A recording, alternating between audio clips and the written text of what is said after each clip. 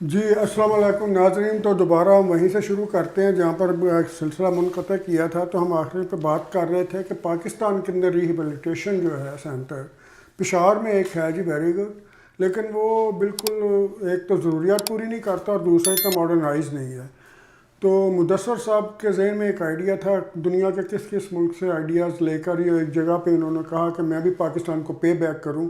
تو ہم pay back کی بات کر رہے تھے، وہ کس لحاظ سے پے بیک کر رہے ہیں، اور جو میں نے سنا تھا وہاں پر آپ نے کوئی اپنی پاکٹ سے زمین خریدی ہے، کچھ اس طرح کا کیا ہے۔ بہت بڑی بات، جی بہت بڑی الحمدللہ میں نے کوشش کی جو میرے بس میں ہے وہاں سے سٹارٹ کر سکوں۔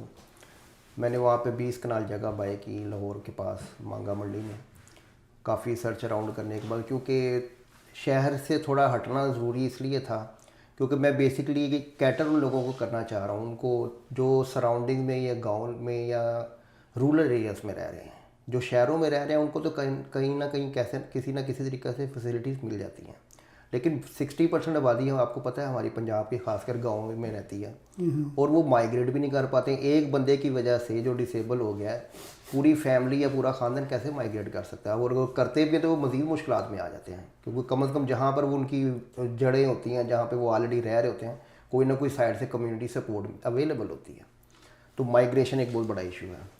دوسرا، اس وجہ سے میں نے لاہور سے بالکل بارڈر پہ وہ جگہ لی تاکہ ہم لوگ ان لوگوں کی ایکسیس میں آ سکیں، وہ ہماری ایکسیس میں آ سکیں۔ اچھا، ایک اور چیز کو میں نے کافی اسٹڈی کیا، اور پھر اس ریسرچ میں میں نے بیسکلی صرف ریہیبلیٹیشن سینٹر نہیں ڈیولپ کر رہے ہیں، اس کے 3 فیز ہیں، ریہیبلیٹیشن سینٹر اور انڈیپینڈنٹ لیونگ سینٹر کو ہم کمبائن کر رہے ہیں۔ اس کو کمبائن کرنے کا مقصد یہ ہے کہ جو ریہیبلیٹیشن سینٹر ہوگا اس میں انسان کو ہم نے سائیکولوجیکلی تو اسٹرانگ کرنا ہے، لیکن فزیکلی اس کو اس قابل کرنا ہے کہ وہ اپنے ڈے ٹو ڈے لائف جتنی بھی زندگی کے روز کے کام ہے وہ اپنے ہاتھوں سے کرنا سیکھے۔ یہ پاکستان میں کیا، میرے خیال میں شاید یہ کہیں اور کنسیپٹ نہیں ہے۔ اس کا میجر ایک ایگزامپل دیتا ہوں کہ موسٹلی جو ریہیبلیٹیشن سینٹر ہیں یا انڈیپینڈنٹ لیونگ سینٹر ہیں وہاں پر صفائی ستھرائی کے لیے لوگ موجود ہیں، ملازم موجود ہیں، کوکنگ کے لیے ملازم موجود ہیں، لیکن ہمارے اس کنسیپٹ میں کوئی ایسا بندہ موجود نہیں ہوگا۔ جو وہاں پر لوگ رہ رہے ہوں گے وہ بھی ڈسیبل ہوں گے، ان کو ٹرینڈ کرنے والے بھی ڈسیبل ہوں گے، ان کو مینٹور کرنے والے بھی ڈسیبل ہوں گے، ان کو انکریج کرنے والے بھی ڈسیبل ہوں گے، Here you go, man. اور اس پیئر سپورٹ کی وجہ سے وہ ود ان وہی سفر جو وہ 6 مہینے میں یا سال میں شاید کر پائیں گے، وہ 2 ہفتے میں سٹارٹ کر لیں گے۔ وہ اپنے ہاتھوں سے واش روم خود صاف کریں گے، اپنے ہاتھوں سے بستر خود سیدھے کریں گے۔ جنہوں نے کبھی زندگی میں ایسے کام نہیں کیے ہوں گے وہ اپنے ہاتھ سے خود سبزیاں کاٹیں گے، اپنے ہاتھ سے گوشت خود بنائیں گے۔ ہاں، ان کو ہیلپ آؤٹ کرنے کے لیے اب شیف کی اس طرح کی چیز تو فیسلٹیز دینی پڑیں گی، لیکن ان کو پورا ڈیلی انوالو کریں گے تاکہ وہ اپنی ڈے ٹو ڈے لائف کو کانفیڈنس کے ساتھ واپس آ سکیں۔ اور اس کا ناظرین یہاں پر میں ایک چیز آپ کو اپنا پرسنل ایکسپیرینس میاں صاحب کو جانتا ہوں میں، جب سے ان کو 22 سال ہو گئے مجھے کینیڈا میں، 3 سال ہو گئے ان سے بھی تعارف سے، آج تک زندگی میں نے نہیں دیکھا کہ انہوں نے اپنا کوئی بھی کام کسی اور سے کروایا ہو، کوئی بھی کام۔ اتنی بڑی سنو بار پڑی ہوئی ہے، گاڑی کے اندر سنو ہے، اتریں گے آئیں گے جائیں گے، ایون یہ ان کا نیوز پیپر ہے، shop to shop newspaper وہاں سے اٹھا کر shop to shop newspaper کو رکھنا، وہاں پر ریٹرن لے کر آنا، گاڑی میں رکھنا، اور پھر وہ جا کر پرنٹر کے پاس اس کو گاربیج کرنا، یہ سارے کام خود کرتے ہیں۔ گھر کے بھی سارے کام، بچوں کو دیکھنا، بچوں کو پالنا چھوڑنا، یو سے any thing he do every thing, even اپنے گھر کی رینوویشن تک یہ خود کر لیتے ہیں۔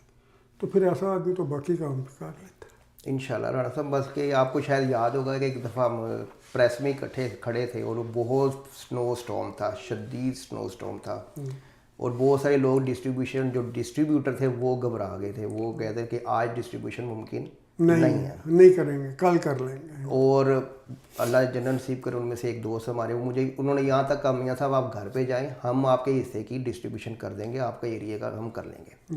تو آپ بلیو کریں گے ایک لمحے کے لیے، نو ڈاؤٹ کہ جس طرح کے اس وقت سرکمسٹانسز تھے، کوئی بھی شخص ہوتا تو مشکل کام ہوتا، لیکن میں نے اپنے آپ کو ایک کویسچن کیا، آج پہلا دن ہوگا تمہارا زندگی کا،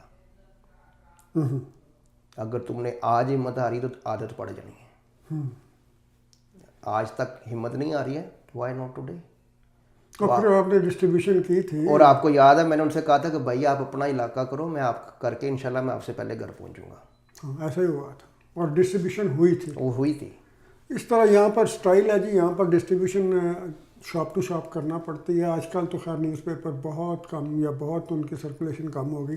तो आप अपनी बात जारी रखिए मियां तो साहब। बेसिकली पीयर सपोर्ट जो होती है और ये इंकरेजमेंट जो होती है, हाथों से अपने काम करने से इंसान को जो कॉन्फिडेंस और जो ट्रस्ट बिल्ड होता है ना, ये कोई छोटी चीज़ नहीं है। कि ये वो वाला आइडिया तो नहीं है, सॉरी टू से, कोई मैं वो नहीं जी कर रहा, लेकिन बच्चा थोड़ा सा मफलूज हुआ, थोड़ा सा हैंडीकैप हुआ, तो उसको जनाब किसी उस सारे काम अच्छे हैं, बड़े अच्छे काम अगर ना हो तो हम कपड़े भी ना पहने, मसलन दर्जियों के काम पे डाल दिया, मसलन कोई छोटे से और की दुकान लगा दी कि बैठ के काम करता रहे, उसको ग्रो नहीं करने देते सोसाइटी में। इस तरह का तो नहीं है कोई।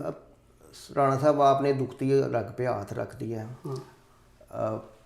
बेसिकली इसको मैं, हमारी पिछली जनरेशन, खासकर हमारे जो बड़े थे, या बल्कि जब मैंने बेसिकली स्कूलिंग शुरू किया तो उससे पहले तक जो डिसेबल कम्युनिटी पाकिस्तान में मैंने देखी, उनके पास सिर्फ चंद काम थे। कुर्सियाँ बुन लेना, उस वक्त कुर्सियाँ बुननी जाती थी, आपको याद होगा, कपड़े सी लेना, मट्टी के बर्तन बना लेना, चंद एक चीज़ें।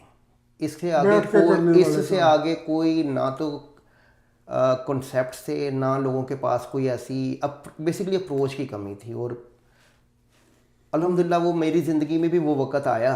मैंने भी दर्जियों का काम सीखा सर। मैंने दर्जियों का काम किया है। अच्छा। और मैंने किसी की ख्वाहिश पे किया है। हाँ जी। अच्छा। ज़िंदगी में असल में मेरे वालिद साहब का एक मेरी ज़िंदगी में बहुत बड़े एहसानात हैं। अल्हम्दुलिल्लाह बचपन से उनको खुद भी तालीम हासिल करने का बहुत शौक़ था और उनके अपनी औलाद को तालीम दिलवाने का बड़ा शौक़ था, जुनून की हद तक। हम 7 बहन भाई हैं और अल्हम्दुलिल्लाह हम में से 7 में से 6 जो हैं वो सारे ग्रेजुएट और मास्टर्स हैं, और नहायत ही मुतवसत तबके से तल्लुक़ रख के बच्चों को तालीम दिलवाना पाकिस्तान में आपको पता है कितना मुश्किल काम है। तो मैं आपको एक वाक़या सुनाता हूँ कि मेरे बड़े ताया अबू जो बेसिकली मेरे वालिद साहब की एज से डबल एज के थे, तो वो हमारे लाहौर घर पे आए हुए और उन्होंने ऐसे एक बैठे बैठे सवाल किया। हम 6-7 कज़न थे, आलमोस्ट एक ही एज के, एक ही ग्रुप के, जिनमें उनके बच्चे भी थे, मेरे भी बहन भाई थे। तो उन्होंने कोई क्वेश्चन किया, तो अभी वो मैथ का क्वेश्चन उनका कंप्लीट भी नहीं हुआ, तो मैंने आंसर दे दिया। अच्छा, उनको ना एकदम बड़ा शॉकिंग लगी ये बात। अच्छा, उन्होंने वो सिलसिला जारी रखा। उन्होंने शायद सोचा कि यार ये बंदे को कोई अनएक्सपेक्टेड कोई तुक्का लग गया, यू नो। और मैं सबसे छोटा था उनमें से, और सबसे छोटी क्लास में था। तो उन्होंने 6-7 कम से कम वो क्वेश्चन किए, और मैंने किसी को जवाब देने से पहले मैं जवाब दे देता था, और दूसरे भी सोच रहे होते थे। उनको ये बात पता नहीं क्या पिंच कर गई, अल्लाह जानता है, आई डोंट नो। लेकिन वो रात उन्होंने मेरे अब्बा जी को सामने कुर्सी पे बिठाया हुआ था, मेरी भी चारपाई करीब में थी, मैं सो रहा था ज़ाहरी तौर पर, लेकिन मैं सारी रात मैं भी रोता रहा और मेरे वालिद साहब भी रोते रहे, क्योंकि मेरे वालिद साहब उनका इतना एहतराम करते थे कि उनके सामने अपनी आंखें भी नहीं उठाते थे। तो वो उनको यही बोलते रहे, यही बात समझाते रहे कि मुमताज़ तू इनू दर्जियां दे काम ते पा दे, तू इन्होंने दर्जी के काम ते क्यों नहीं पाता। मुमताज़ आपके अब्बू? मुमताज़ मेरे वालिद साहब का नाम। अच्छा। अल्लाह उनको जन्नत नसीब करे। तो वो आगे से ना एक ही बात बोलते रहे, भाजी मेरा की लैंदा है, जिथे बाकी पढ़ते हैं अभी पढ़ लेगा, मैं क्या जैसे को वखरा कुछ करना। यानी कि जहाँ बाकी बच्चे पढ़ रहे हैं मैं ये भी पढ़ लेगा, आप क्यों फोर्स कर रहे हैं कैसे मैं दर्जियों के काम पे डालूँ? टैलेंटेड बच्चा पढ़ रहा है, पढ़ने दें, ये कह रहे थे जी। अल्हम्दुलिल्लाह मैंने तालीम भी हासिल की, अच्छी तालीम हासिल की, बीकॉम किया मैंने। अपनी पूरी फैमिली में फर्स्ट पर्सन था जिसने आर्ट्स से हट के कोई सब्जेक्ट किया। सो कंप्यूटर कोर्सेज़ किए, जॉब्स की, मैंने दर्जियों का काम भी किया। मुझे वो बात तो कभी ज़िंदगी में नहीं भूली, और अल्हम्दुलिल्लाह मुझे बड़ा अच्छा काम आता है। मैं अपने कपड़े ज़िंदगी में बहुत टाइम तक खुद सीता रहा हूँ। अच्छा। तो अल्हम्दुलिल्लाह मेरे दोस्त थे, दर्जी थे, उनके साथ बैठते थे, उन्हीं से सीखा काम देख देख के। तो बात करने का मकसद ये है कि वालिदैन का एहसान होता है, हर वालिद अपने बच्चों को पालता है, उसकी ख्वाहिश भी होती है कि उनको अच्छे से अच्छा फ्यूचर दे सके। लेकिन अल्हम्दुलिल्लाह मेरे वालिद साहब ने, मैं समझता हूँ उस दिन जो स्टैंड लिया वो कुछ छोटी बात नहीं थी। जिस तरीके से उनके ऊपर सोशल प्रेशर था, इमोशनल प्रेशर था, मे भी हर कोई। तो ये किस्सा कहाँ से शुरू हुआ? तो अभी आपके जहन में क्या आइडिया है कि आप बच्चों को इस काम से हटा के, अब तो एआई का दौर है अभी, अब तो आप उनको कंप्यूटर सिखाएं? जी बिल्कुल, नो डाउट। मैं आपके सामने बैठा हूँ, मैं भी उसी जनरेशन में हूँ जिन्होंने पाकिस्तान में अर्ली स्टेज पे कंप्यूटर सीखा। میں ساری زندگی گرافک ڈیزائننگ ایڈیٹنگ ان چیزوں میں اپنا روزگار کمایا الحمدللہ، کاروبار کیا. لیکن مسئلہ وہاں پر شروع ہوتا ہے کہ جس بندے کے پاس بیسک ایجوکیشن نہیں ہے، مزدور طبقہ تھا یا گاؤں میں رہنے والے لوگ ہیں، میٹرک کر بھی لیا تو کیا ویلیو ہے اس کی؟ کیا جو ہمارے پاس جاب مارکیٹ ہے وہاں پر پاکستان میں؟ تو آپ ماسٹر ڈگری کو آپ نے جاب مارکیٹ اسٹڈی کیا، اس کے بعد بہت کچھ کیا سر، پوری ریسرچ ورک کے ساتھ آئے ہیں. اور ہم اب جا کے اس ریہیبلیٹیشن سینٹر کو جو نیکسٹ لیول پہ لے جائیں گے وہ انٹیگریٹڈ فارمنگ اور لائف اسٹاک مینجمنٹ ہے. اچھا، میرا یہاں پر ایک سوال ہے جی، آپ سے بھی اور سامعین آپ سے بھی. اتنا تو مجھے پتا جی، انہوں نے جو زمین لی ہے وہ خود لی، اپنی پاکٹ سے جی لی ہے، الحمدللہ. اور یہ اس کو باقاعدہ طور پر رن کرنا چاہ رہے ہیں اس طرح سے کہ سیلف سفیشینٹ پیپل، کوئی وہاں پر امپلائی نہیں ہوگا، کوئی تنخواہ دار نہیں ہوگا. امپلائی ہوں گے لیکن ہیلپ آؤٹ کے لیے اور ٹریننگ کے لیے، ٹریننگ کے لیے. یہ نہیں کہ ان کو ہم نے مزید اپنے سروں پہ نہیں بٹھانا. اچھا، اس سلسلے میں جو آپ نے زمین لی، وہاں پر سب کچھ کیا، اس میں کوئی پرابلم تو نہیں آئی آپ کو؟ مشکل تو نہیں آئی؟ مجھے الحمدللہ کوئی مشکل نہیں رہا صاحب. میں تو بلکہ لکی ترین انسان ہوں پاکستان کی ہسٹری میں کہ کون بندہ جو پاکستان میں اپنی زمین دے اور بولے 50% پیمنٹ اب دے دیں، 52 سال بعد دے دیں اور کنسٹرکشن بھی شروع کر لیں. کبھی ہوتا ہے؟ ایسا نہیں ہوتا. جب لوگوں کو پتہ چلا ہوگا یہاں پر، سب سے بڑا بات یہ ہے کہ جب لوگوں نے یہ ریئلائز کیا، ایک تو اس بندے کے پاس جو ویژن ہے، جو اس کے پاس پیشن ہے، ہی از ناٹ رننگ. نہیں، آپ نے پہلی کیمپین کیسے کی؟ وہ پہلی کیمپین، وہ جو آپ کہہ رہے تھے کہ مسجد میں اذانیں کروائیں کہ ہاں، وہ ذرا واقعہ بتائیے. آپ کے لیے انٹرسٹنگ ہوگا جی کہ اس طرح بندہ اسٹیپ لیتا ہے اور اللہ تعالیٰ پھر مدد بھی کرتا ہے. وہ ایسا ہوا کہ بیسکلی ظاہر کنسٹرکشن سٹارٹ ہو چکی تھی ہمارا، وہاں پر 4 دیواری ہو گئی، گیٹ لگ گیا، ہال بن گیا، واش روم بن گئے. تو ایسے ہی ہمارے ایک دوست نے بیٹھے جو اپنی ٹیم میں تھے، وہ کہتے یار ہم جن لوگوں کے لیے اتنی محنت کر رہے ہیں، ہم نے کبھی ان سے فیڈ بیک تو لیا نہیں کہ وہ ریڈی بھی ہیں اس چیز کے لیے کہ نہیں، کہ ہم کروڑوں کی انویسٹمنٹ کریں گے، ٹائم بھی لگائیں گے، سب کچھ کریں گے. میں نے کہا یار بات تو آپ کی ٹھیک ہے. اب مسئلہ یہ تھا کہ جن کو ہم نے بینیفیشری سمجھ رہے ہیں، جو ڈسیبل لوگ ہیں، وہ ڈیسیژن میکرز نہیں ہیں. یہ بہت بڑا ایک ایشو ہے پاکستان میں. تو ہم نے کیا کیا، ہم نے اپنی جو قریبی گاؤں تھے وہاں پر مسجدوں میں اعلان کروایا جمعے کو کہ بھئی نیکسٹ ہفتے والے دن کوئی بھی بندہ جس کے گھر میں کوئی ڈسیبل ہے، چاہے وہ بچہ ہے، بوڑھا ہے، عورت ہے، جوان ہے، واٹ ایور، اس گھر کا جو سربراہ ہوگا وہ اس میٹنگ میں آئے.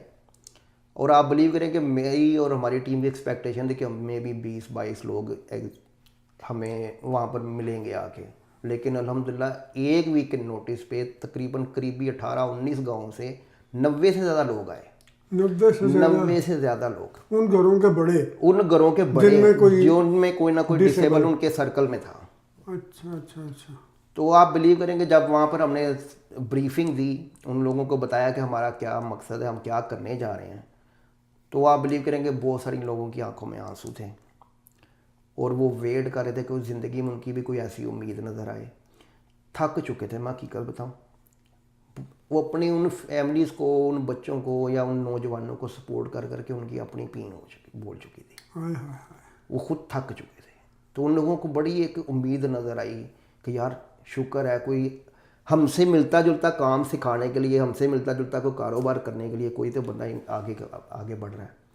تو بیسکلی ہمارا فوکس جو ایکچولی ہے وہ لائف اسٹاک مینجمنٹ ہے اور انٹیگریٹڈ فارمنگ ہے. گاؤں کے لوگ زیادہ وہی کرتے ہیں سر. ان کو ہمیں نہ تو کتابیں پڑھانی پڑیں گی، نہ ہمیں کوئی اسکل، نہ کوئی ایسی ٹرم سکھانی ہے. ہم نے صرف ایک کام کرنا ہے، ہم نے ایکسیسیبلٹی کو سنکرنائز کر دینا ہے اس شعبے کے ساتھ. مثلا ہم نے جو وہ بکریاں چرانا، آپ سے نہیں، بکریاں چرانی نہیں ہیں، بکریاں پالنی ہیں. اچھا، بکریاں پالنی. لیکن بکریاں اور بکرے اور پولٹری اور فش، یہ ہم نے بیسکلی 3 لیول اس کو بولتے ہیں انٹیگریٹڈ فارمنگ ہے. اس کو ایک کمبائن کر کے ایک پروجیکٹ کے طور پہ وہاں پہ بنا رہے ہیں. وہاں پر لوگوں کو یہ بات سمجھائیں گے کہ آپ نے جناب مچھلی کو بھی کیسے پالنا ہے. اسی ٹائم پہ آپ کی ایکسیس ریمپ کنسٹرکشن اس طرح کی ہوگی کہ ان لوگوں کو بہت کم فزیکلی محنت کرنی پڑے گی، موسٹلی آٹومیشن پہ ہوگی.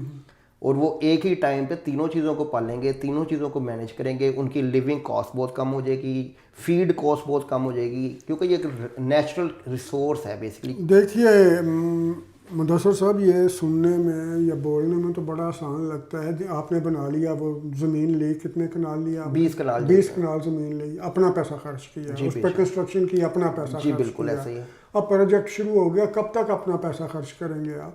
سر اور کہاں نہیں, یہ سن لیں نا, کہاں تک خرچ کر سکتے ہیں آپ؟ ایک لمٹ ہوتی ہے نا. No doubt. اسی لیے تو بیسکلی یہ آپ کے ساتھ جو گفتگو ہو رہی ہے, یہ بات چیت ہو رہی ہے, یہ بھی اسی سٹیپ کا حصہ ہے.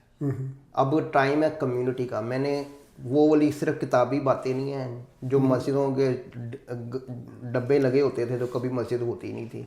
سو الحمدللہ میں نے ثابت کیا ہے کہ جناب زمین موجود ہے, 4 دیواری ہو چکی ہے, کنسٹرکشن 30-20% جتنی بھی اس ٹائم تک ممکن تھی 6 مہینے کے پیریڈ کے اندر وہ ہو چکی ہے. لاہور میں کوئی بھی شخص کسی دوست بہن بھائی کو بھیجے, وزٹ کروائے, گوگل میپ پہ چیک کریں, الممتاز ریہیب سینٹر کے نام سے. اچھا, آپ کے والد صاحب؟ جی میں الحمدللہ اپنے والد صاحب کے نام پہ یہ کام کر رہا ہوں. کیونکہ میں ان کی زندگی میں تو شاید ان کو وہ چیزیں وہ جو ایک ساری رات کا واقعہ آپ نے بتایا, وہ واقعہ وہ امپیکٹ ہے میرے مائنڈ میں, وہ زندگی میں کبھی جا نہیں سکتا. کہ آپ کے تایا ابو کہہ رہے ہیں کہ انہوں کم دے پا تو کدھر پر سکول پایا ہے, لیکن وہ انہوں نے کہا میرا کی لیندہ ہے جان دو. تو میرا خیال فیملی میں سب سے زیادہ اس وقت ویل اسٹیبلش بھی آپ ہوں گے. جی الحمدللہ. یہ اللہ کی عنایت ہوتی ہے. بے شک, اس میں کوئی شک نہیں, اللہ کی عنایت ہوتی ہے. اچھا, یہاں پر میرا ایک اور سوال ہے, کیا آپ نے کوئی کوشش کی وہاں پر فیڈرل گورنمنٹ سے یا پنجاب گورنمنٹ سے یا لوکل گورنمنٹ سے کوئی فنڈنگ کی, یا کسی نے آپ کو آفر کی, یا آپ کے ذہن میں آئیڈیا آیا؟ بیسکلی اس کی کنسٹرکشن اور اسٹیبلشمنٹ کے حوالے سے میری کسی سے بات نہیں ہوئی ہے. میں بات کر رہا ہوں اس سے نیکسٹ لیول کی, کہ بھئی میں ایک بندے کو ٹرینڈ کر کے, یا ہمارا ادارہ ایک بندے کو ٹرینڈ کر کے اس کو 6 مہینے ہم لوگ اپنی جیب سے اس پہ خرچہ بھی کرتے ہیں. ہاں, یہ کہ اس پہ اپنی جیب سے خرچہ کریں گے, پیرنٹس کا کوئی نہیں, کسی کا کچھ نہیں ہے. آپ ان کا بچہ یا ان کا فیملی ممبر لے آئیں گے 100% فری. وہ وہیں پر رہے گا, 24 گھنٹے رہے گا. وہ 6 مہینے کے بعد میں کہتا ہوں راکٹ نہ بن گیا تو گل کرنا. اچھا, ہاں جی, راجو راکٹ. وہ جب اپنے گاؤں واپس جائے گا نا, لوگ پہچان نہیں پائیں گے, انشاءاللہ نہیں پہچان پائیں گے کہ وہ. نہیں جی, اللہ تعالیٰ جی آپ کو کامیاب کرے. اور میں آپ سے بھی درخواست کروں گا جی کہ یہ ہوتے ہیں جی وہ فلاحی کام جو صدقہ جاریہ پتہ نہیں کب تک چلتے رہنا ہے. نسلوں پہ سر, نسلوں پہ امپیکٹ جانا ہے, ایک شخص پہ نہیں. اور جب واپس وہ لوگ جائیں گے, اب ظاہر ہے اس کے لیے ان کو انویسٹمنٹ چاہیے اس بزنس کو سٹارٹ کرنے کے لیے, کہ جو ٹریننگ تو انہوں نے لے لی. تو اس کے جائے نا, مریم صاحبہ سنا بڑے اچھے کام کر رہی ہیں, ان کے لیے اسپیشل پیکج اناؤنس کر دیں. جی بالکل. اور میں کریں کہ ہم کو ان کو انٹرسٹ فری دیتے ہیں جی, لون دیتے ہیں. اور آلریڈی پنجاب گورنمنٹ یہ کر رہی ہے فارمرز کے لیے, لائف اسٹاک مینجمنٹ کے لیے وہ فری. نہیں تو آپ جو یہ اسپیشل نو ڈاؤٹ ایک ہم ان سے ڈیفینیٹلی یہ بھی ریکویسٹ کریں گے جی اپنے دوستوں سے, وہاں پر جتنے بھی دوست بیٹھے ہوئے ہیں یا سننے والے ہیں, ان سے بھی ریکویسٹ کریں گے کہ آئیں بڑھیں اس کام کو میں آگے لے کے چلیں انشاءاللہ. مجھے سب ہم آپ کے ساتھ ہیں. ٹورنٹو کی حد تک یہاں پر فنڈ ریزنگ کرنا ہے, ماشاءاللہ بڑے لوگ ہیں, بہت صاحب حیثیت لوگ ہیں, اور یہاں پر بھی آپ کا فنڈ ریزنگ کروائیں گے. پاکستان کے اندر بھی دوستوں سے ریکویسٹ کریں گے کہ ان کاموں میں آگے آئیں. جی الحمدللہ. اور میں سمجھتا ہوں کہ دیکھیں, آپ نے جب سٹارٹ میں کہا تھا کہ پاکستان میں ڈونرز کی بہت بڑی تعداد ہے, نمبر 1 ہے دنیا میں سخاوت میں, بہت سخاوت میں. لیکن فرینکلی اسپیکنگ ہم لوگ سخاوت تو کر رہے ہیں, لیکن یہ نہیں سوچتے ہیں کہ سخاوت کرتے ہوئے اس کی آؤٹ پٹ کیا آ رہی ہے. یہ چیز ذہن میں رکھنا بہت ضروری ہے. مثال کے طور پہ پاکستان میں ایگزامپل دے رہا ہوں, میں کسی کو تنقید کا نشانہ نہیں بنانا چاہتا, ہر بندہ اپنی نیت کا جو ہے نا بیسکلی جواب دہ ہوتا ہے, رائٹ. لیکن میں سمجھتا ہوں کہ انسان کو جو معاشرے میں کنٹریبیوشن ہو رہی ہوتی ہے نا, وہ بہت میٹر کرتی ہے. اب میں مثال دیتا ہوں, دسترخوان فری کھلے ہوئے ہیں, لاکھوں کی تعداد میں لوگ وہاں پہ کھانا ڈیلی کھاتے ہیں, 2 ٹائم 3 ٹائم کے کھانے. میں یہ کویسچن کرتا ہوں کہ ایک دسترخوان پہ 100 بندہ روزانہ آتا ہے, 500 روپے کم از کم کاسٹ پڑتی ہے اس کو ایک کھانے کی. اب ملٹی پلائی کرتے جائیں, ایک سال میں کم از کم 2.5 کروڑ روپیہ لگتا ہے. جی مجھے یہ بتائیں, آپ سے کویسچن ہے, 2027 میں جنوری میں وہ بندہ 100 ہوگا, 90 ہوں گے, یا 110 ہوں گے, زیادہ ہوں گے. تو معاشرہ پھر اس کا مطلب ہماری ڈائریکشن ٹھیک نہیں ہے. ہم لوگ بیسکلی انویسٹ بھی کر رہے ہیں, اسپینڈ بھی کر رہے ہیں, اور ہم بیسکلی غربت کا بڑھاوا دے رہے ہیں. سامعین, جہاں تک کہ میں پہنچا ہوں, اس نتیجے پہ پہنچا ہوں کہ یہ جو فلاحی کام ہے, ان کے اندر بھی آپ کو بندہ تھوڑا سا کیٹیگریز خود طے کر لے کہ کس چیز کو اس وقت کس چیز کی زیادہ ضرورت ہے, اب یہ نہیں ہے ٹھیک ہے مسجد میں دینا، فنڈس دینا یا چندے دینا، سارا کچھ کرنا ٹھیک ہے، تھوڑے سے پیسے اس طرح کے جو فلاحی کام ہیں ان کے اندر انویسٹ کریں، اور یہ بڑے لوگوں کے خاندانوں کے خاندان جو آپ کا سر بن میں جائے آپ کو یہ جو جس سوچ پہ یہ کوئی اللہ معاف کرے کہ ہم نے کوئی ایجاد نہیں کیا ہے، یہ ہمارے نبی اکرم صلی اللہ علیہ وسلم کی سنت ہے۔ آپ سب کو یہ واقعہ بڑی اچھی طرح سے یاد ہوگا کہ ایک سوالی آیا تھا نبی اکرم صلی اللہ علیہ وسلم کے پاس، اور اس نے آ کے بولا کہ میرے بچے گھر میں بھوکے ہیں، میرے پاس کچھ نہیں ہے۔ صحابہ کرام بھی بیٹھے تھے، تو نبی اکرم صلی اللہ علیہ وسلم نے کہا کہ تمہارے پاس گھر میں کیا ہے؟ تو اس نے کہا میرے پاس ایک چٹائی ہے، ایک پیالہ ہے، اور ایک کوئی اور چیز ہے، 3 چیزیں۔ اس نے رسا اور کلاڑی، تو نبی اکرم صلی اللہ علیہ وسلم نے بولا وہ چیزیں لے کے آؤ۔ اچھا وہ چیزیں لے کے آئے تو صحابہ میں سے کسی کو بولا کون اس کی کیا قیمت لگائے گا، کسی نے 1 دینار لگا دی، کسی نے 2 دینار لگا دی، تو 3 دینار اکٹھے کر کے اس کو 1 دینار دیا، جاؤ اپنے بچوں کے لیے کھانا لو۔ 1 دینار لیا، جاؤ جا کے ایک کلاڑی خرید کے لاؤ، پھر اپنے ہاتھ مبارک ہاتھوں سے اس میں دستہ لگا کے دیا، پھر اس کو بولا کہ جاؤ اب جنگل سے لکڑیاں کاٹیں۔ تو یہ جو تیسرا بیسکلی یہ دا موسٹ امپیکٹ تھا۔ اگر وہ کھانا تینوں دینار کا کھانا کھا لیتا تو چوتھے دینار کے لیے اس کے پاس کچھ بھی نہیں ہوتا۔ تو جب وہ کچھ عرصے کے بعد جب نبی اکرم صلی اللہ علیہ وسلم کی خدمت میں دوبارہ حاضر ہوا تو وہ خوشحال ہو چکا تھا۔ تو یہ وہ سنت ہے، یہ وہ اپروچ ہے جو ہمیں آلریڈی 1400 سال پہلے سے دی چکی ہے۔ اس میں کوئی شک نہیں کہ نبی کریم صلی اللہ علیہ وسلم نے فرمایا کہ دوسروں کی خدمت کریں، دوسروں کی مشکل کے اندر ان کا ساتھ دیں۔ تو میں یہ سمجھتا ہوں کہ مدثر صاحب کے ساتھ کھڑے ہونا چاہیے، اور اس طرح کے فلاحی کاموں کے اندر عام لوگ تو انشاءاللہ آپ کے ساتھ آئیں گے ہی، لیکن میں ذاتی طور پر یہ چاہوں گا کہ ٹیبل ٹینس کے حوالے سے جس طرح آپ نے عزت اور مقام بخشا کینیڈا کو، پاکستان کو، ظاہر ہے جہاں پہ بھی جاتے ہیں پاکستان کا بھی نام روشن ہوتا ہے، اور جتنے اچھے کام کے لیے جا رہے ہیں وہاں پہ government, local government, Punjab government اور فیڈرل گورنمنٹ ان سب کو چاہیے کہ آگے بڑھ کے ان طرح کے فلاحی کاموں کی مدد کریں تاکہ لوگوں کی دعائیں لیں، اور یہ لوگوں کو دوسروں کو انکریج کریں کہ وہ سوسائٹی کے اندر ایک فعال رکن کے طور پر اپنا کردار ادا کر سکیں۔ اس کے ساتھ ہی اجازت دیجیے۔ بہت شکریہ میاں مدثر صاحب آپ کا، اور آپ کا ناظرین بہت شکریہ۔ آپ کا بہت شکریہ۔ خدا حافظ۔